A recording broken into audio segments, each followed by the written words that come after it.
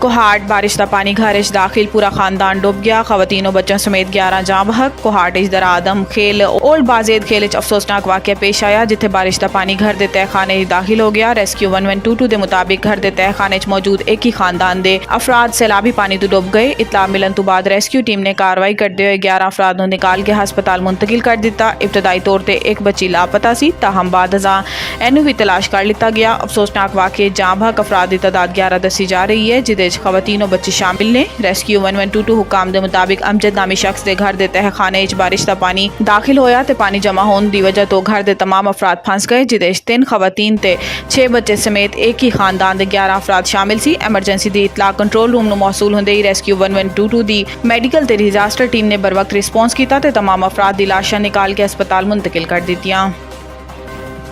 9 मई ते judicial commission report तो दुध दा दुध ते पानी दा पानी हो जाएगा। बैरिस्टर सैफ इन्होंने अपने एक बयान किया है कि 9 मई वाक़यात जुडिशल कमीशन बनाते मुस्लिम लीग नून दे औसान खता हो गए। जुडिशल कमीशन के क्याम दे लीगी रहनुमावां बिलखसूस मरियम नवाज दी चीखां निकल गई ने। लीगी रहनुमा जुडिशल कमीशन ते बेजा तनकीद कर रहे हैं तो यदा मतलब यही है कि दाल च कुछ काला नहीं बल्कि पूरी दाल काली है। बैरिस्टर सैफ ने कहा है कि मुस्लिम लीग की जाली हुकूमत खुद भी जुडिशल कमीशन बनाने तैयार नहीं तो सूबे के जुडिशल कमीशन से भी तनकीद कर रहे हैं। इमरान खान ने पहले दिन ही किया सी कि जुडिशल कमीशन बनाया जाए। 9 मई नूं जवाब बना के मैंडेट चोर सरकार ने PTI ते पाबंदी लाने की भी नाकाम कोशिश की है। इन्होंने कहा है कि मखसूस नशिस्तां दे केस की तरह PTI 9 मई केसेस भी सुरखरू होएगी।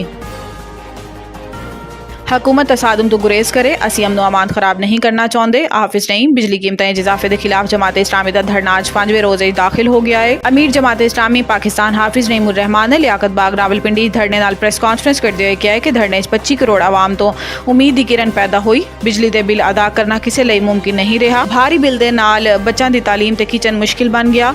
इन्होंने मुतालबा किया है कि IPPs तो मुआहिदे आवाम सामने लाए जान। वज़रा कहते हैं कि IPPs तो गल नहीं कर सकते तो मुआहिदे सामने नहीं ला सकते। यह हुकूमती मजबूरी नहीं नाअहली और नालायकी है। करप्शन है हुकूमत की नाअहली का खमियाजा पूरी कौम भुगत रही है। हकाइक कौम के सामने नहीं लाए जाते।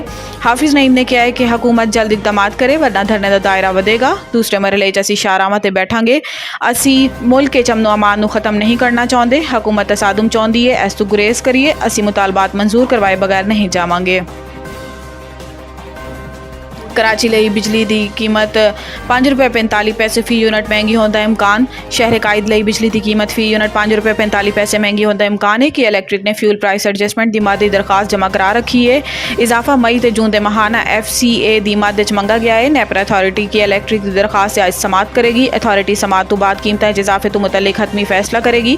दरखास्त के मुताबिक मई ਲਈ ₹2.53 का इजाफा मंगया गया है जबकि माह जून ਲਈ FCA की मादे ₹2.92 इजाफा मंगा गया है।